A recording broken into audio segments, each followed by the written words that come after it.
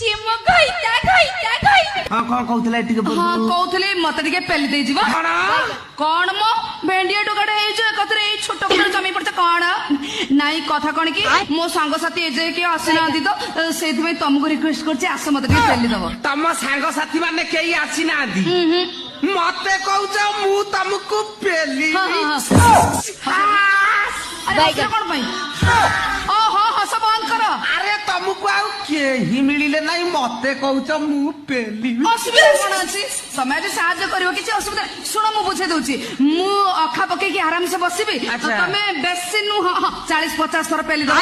ମୋ ମନ ବୁଝିବ ତମ ବାଟରେ ତମେ ମୋ ବାଟରେ କେତେ କେତେ? ଆରେ 20-30 ଥର ପେଲି ଦେଲେ ବି ହେଇଯିବ। 20-30 ଥର? ହଁ ତାପରେ ତମ ଘରକୁ ପଳେଇ ମୁଁ ମୁଁ ଆଉ ଘରକୁ ଫେରିବି ନା। ଇଏ ଭବସାଗରରୁ ମତେ ପାରି କର ମୁଁ ବଙ୍କା ହେଇଯିବି। ପାଗଳାଟି ନା କଣ? ନା ନା ନା ମୁଁ